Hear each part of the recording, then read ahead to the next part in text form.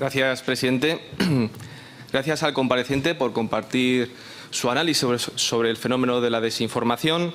En primer lugar, quiero señalar que en Vox nos preocupa el fenómeno de desinformación porque aspiramos a que España sea un gran país y creemos que para lograrlo es necesario que la sociedad esté unida.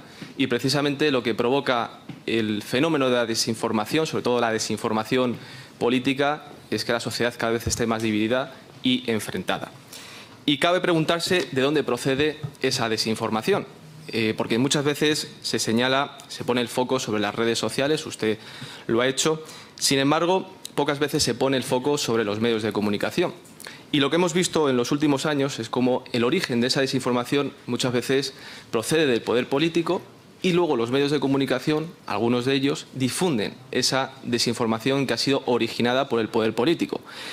Lo hemos visto en España, hay varios casos, por ejemplo, en Cataluña, durante muchos años la élite separatista difundió la propaganda de que España robaba a los catalanes y esa élite política contaba con medios de comunicación para difundir esa desinformación, entre otros medios, la TV3, que además da la casualidad que es un medio público financiado por los mismos españoles que después decían los catalanes, los separatistas catalanes, que les robaban.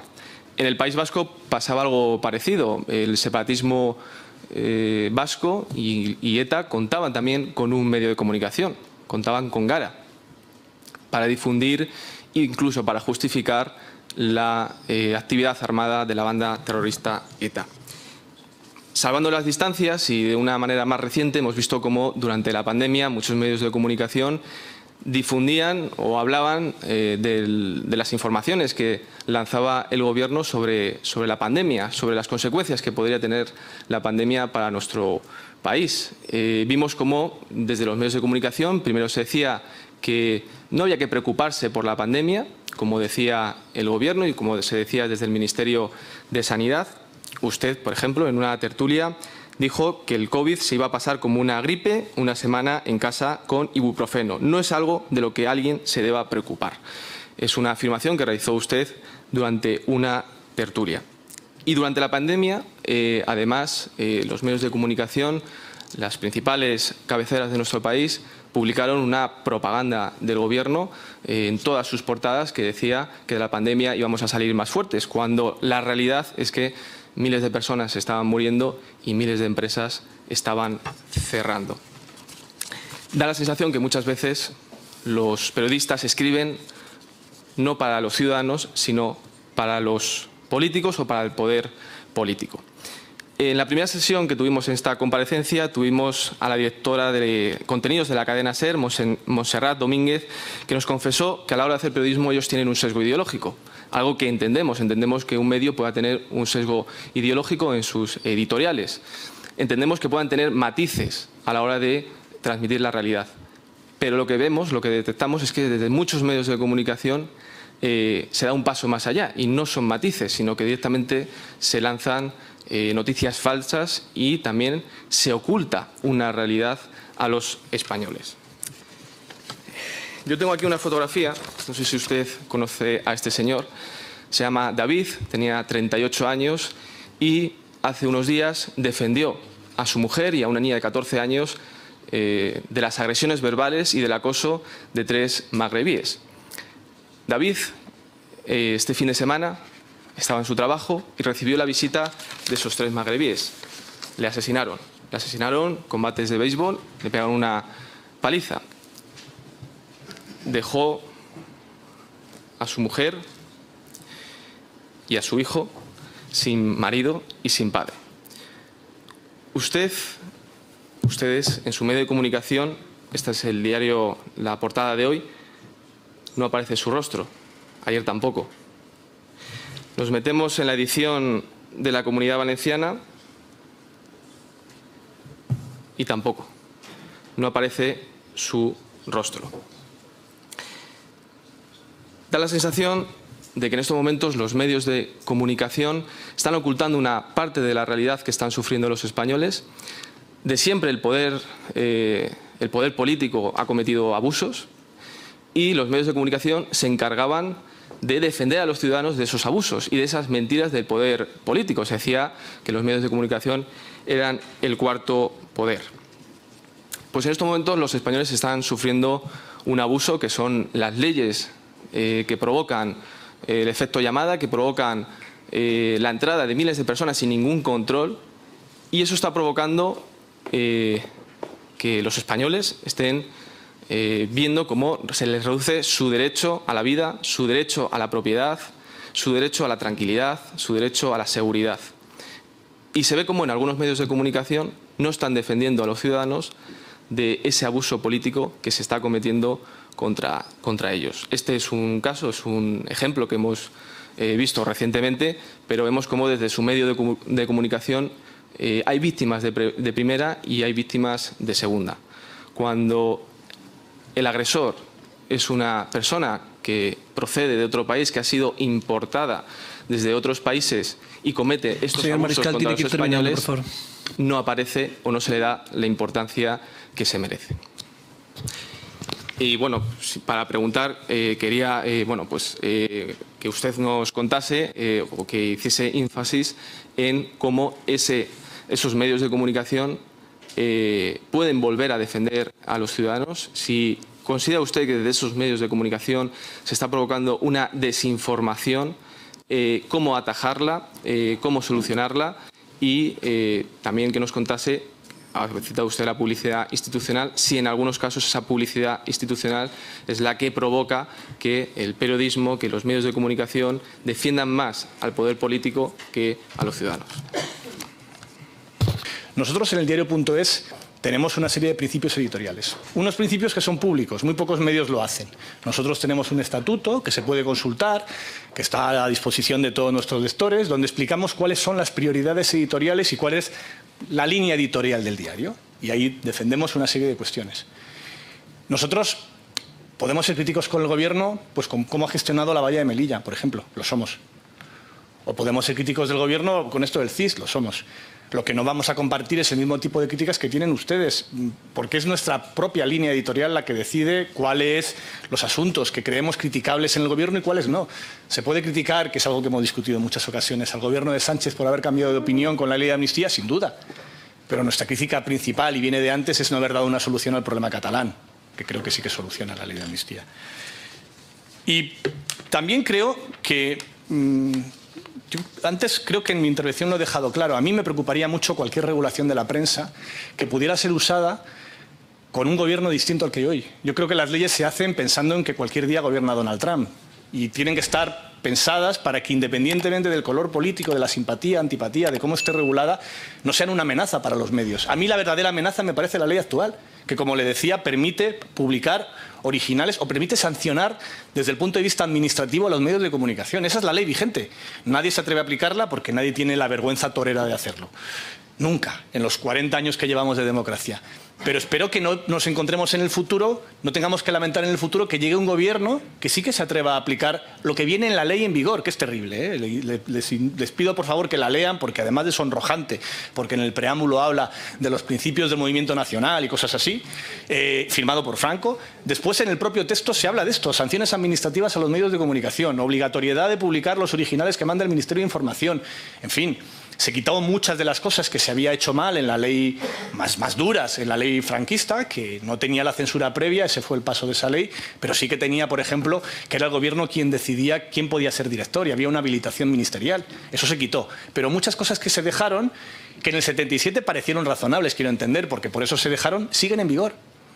Y es una amenaza real para los medios que esa ley siga en vigor y pueda llegar en el futuro un Gobierno que se atreva a cumplirla. Sería, de verdad, mucho más peligroso que cualquier reforma que se pueda hacer hoy. Respecto a las preguntas del portavoz del Partido Socialista, también ha preguntado al respecto del portavoz de Sumar sobre qué hacer exactamente, si hay que reforzar los informes de autogobierno, de autorregulación que ya existen, si hay que crear un organismo nuevo. Yo creo que lo que se está haciendo en la FAPE a través del código deontológico, primero creo que el código deontológico, que también está disponible en Internet, lo pueden leer, no es algo que pueda ofender a ningún periodista de izquierdas, de derechas, de centro reformista, en fin, a ningún periodista que de verdad crea en la función de mi oficio. Ninguno No hay nada en ellos que se pueda percibir ni como una amenaza, ni como una imposición ideológica, ni como un intento, absolutamente nada. Creo que es bastante pacífico. Este organismo tiene una comisión de quejas que ahora mismo es voluntaria su adhesión. Algunos medios estamos adheridos a ella y respetamos sus resoluciones e informamos a nuestros lectores de sus resoluciones y otros no.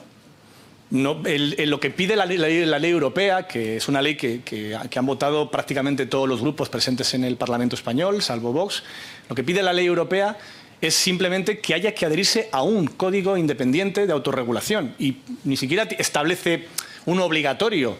Yo estoy adherido desde el diario.es a varios. Estamos al que promueve Reporteros Sin Fronteras en toda Europa, estamos en el que promueve la FAPE en España.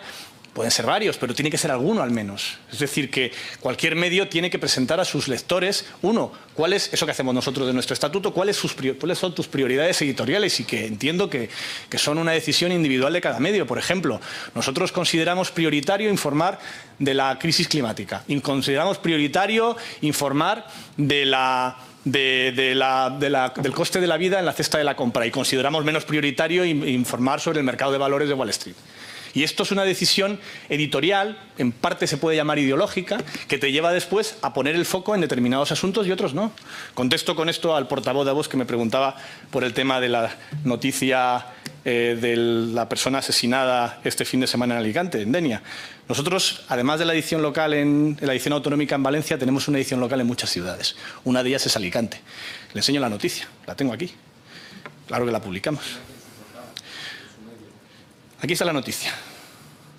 Bueno, hemos hecho dos, una contando la agresión y otra contando que entraba en prisión uno de los detenidos. Está aquí, en la Marina Plaza, que es un medio asociado al diario.es. Déjeme que yo no le he interrumpido a usted.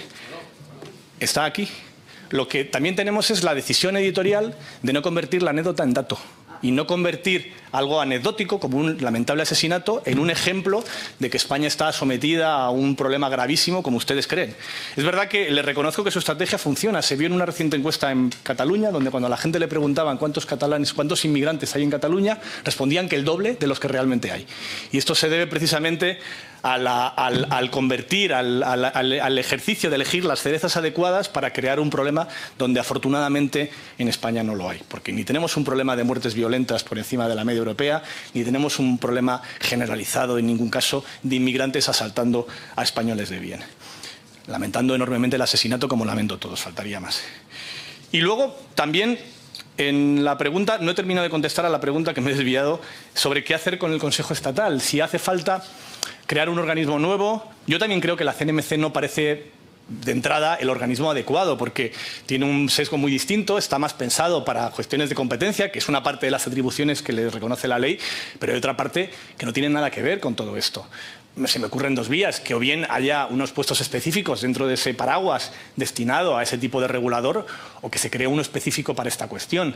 Que en el caso de cuál sería la composición, yo sí que creo que sería deseable que en él participasen pues los representantes de los periódicos y medios de comunicación y asociaciones profesionales que hay en España, que hay varias, son bastante pacíficas, son bastante plurales, no representan ni una línea ideológica ni la otra y que desde luego pueden garantizar con su presencia que no se va a hacer desde ese organismo ni nada que ponga en amenaza ni la libertad de expresión, ni la libertad de prensa, ni la libertad de información, ni ninguno de los derechos y libertades. Y nada más, creo que he contestado a todos ustedes. Les agradezco de verdad muchísimo su atención. Les deseo mucha suerte en lo que decida este Parlamento, en su responsabilidad con este asunto. A mí de verdad es un tema que me preocupa enormemente, no solamente por mi responsabilidad como periodista, sino por la responsabilidad que tenemos los medios de comunicación con toda la sociedad y que con errores, con aciertos que seguros cometemos, nos tomamos muy en serio. Intentamos de verdad hacer nuestro trabajo de manera honesta, de manera clara.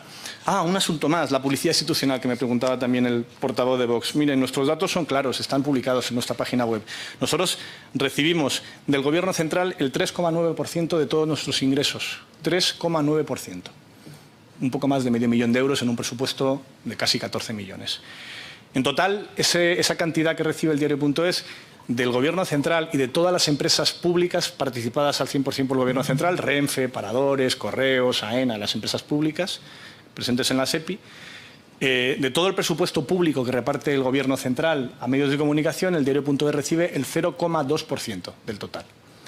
Y de entre todas las demás administraciones autonómicas, locales, diputaciones y también algunas campañas que recibimos de la Unión Europea, de instituciones europeas, suman un 6,6% adicional. Nosotros en nuestro estatuto tenemos establecido, como parte de las garantías de independencia de nuestros medios, que ningún anunciante, ni público ni privado, puede superar el 10% de nuestros ingresos. Y ponemos esa cifra del 10% porque otra de las normas de nuestro estatuto es que todos los años, cuando hacemos el presupuesto, ponemos ahí que nuestro margen tiene que estar en el 10% al hacer las cuentas. Que tenemos que intentar al menos un 10% de superávit para así garantizar que incluso si algún día se nos cae el primer anunciante, el diario.es se mantiene en pie. Y eso es lo que creo que nos da en gran medida la independencia, porque yo no dependo del 3,9% que me da el Gobierno, dependo del casi 40% que nos dan los socios y socias del diario.es. 87.000 personas que están suscritas a mi periódico. Y eso pues es lo que nos permite mantener nuestro criterio, nuestra independencia, siempre dentro de unos principios editoriales legítimos y que cada medio tiene la libertad de elegir los que considere necesarios, pero desde luego no en ninguna lógica de dependencia ni partidista, ni mucho menos de gobiernos. Y eso es algo que de verdad nos tomamos muy en serio porque creemos que es la única manera de garantizar que por nuestra parte el papel que tenga el diario.es, incluso cuando cometamos errores, sea más positivo que negativo para la sociedad. Pues muchas gracias, señor Escolar.